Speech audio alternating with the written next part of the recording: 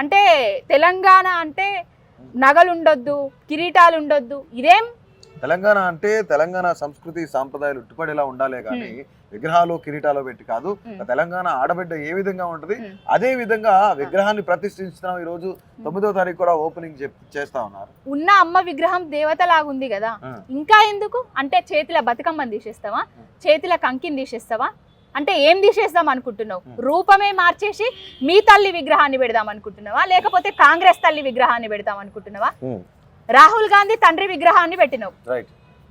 తెలంగాణ తల్లి విగ్రహం ఉండే చోట రాహుల్ గాంధీ తండ్రి విగ్రహాన్ని పెట్టినావు. ఇప్పుడు మళ్ళీ తెలంగాణ తల్లిని కాకుండా ఏ తల్లి విగ్రహం పెడదాం అనుకుంటున్నావు రేవంత్ రెడ్డి? అంటే భారతమాత విగ్రహం ఉన్నది, బీజేపీ వచ్చిన తర్వాత భరతమాత విగ్రహాన్ని మార్చిండ్రా? తెలుగు తల్లి విగ్రహం ఉన్నది, మా తెలుగు తల్లికి మల్లెపూల దండలు అని వాడుకున్నాం కదా. మరి ఆంధ్రాలో ఎన్నో రాజకీయాలు పరిణామాలు మారినాయి, ప్రభుత్వాలు పోయినాయి, ఏమో అయినాయి. మరి ఎవరన్నా ఆంధ్ర తెలుగు తల్లి విగ్రహాన్ని మార్చిండ్రా? ఎందుకు ఈ కుంచిత స్వభావం, ఎందుకు ఈ నీచ బుద్ధి, ఎందుకు ఈ కురుచ బుద్ధి? దేనికోసం? అస్తిత్వాన్ని దెబ్బతీయడంలో భాగంగానే కదా రేవంత్ రెడ్డి ప్రతిదీ చేస్తున్నాడు.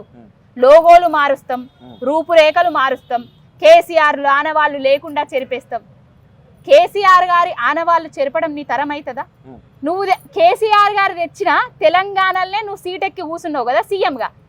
కేసీఆర్ ఆనవాళ్ళు అంటేనే నువ్వు ఇప్పుడు అసలు కేసీఆర్ ఆనవాళ్ళే లేకుండా తెలంగాణలో రానున్న రోజుల్లో కేసీఆర్ అనే పేరు కనుమరుగైపోతుందని చెప్తా ఉన్నారు కదా. కనుమరుగు అవడం వాని అబ్బ తరం కాదు, కనుమరుగు చేయడము వాని జేజమ్మ తరం కూడా కాదు, ఎవరి తరం కాదు.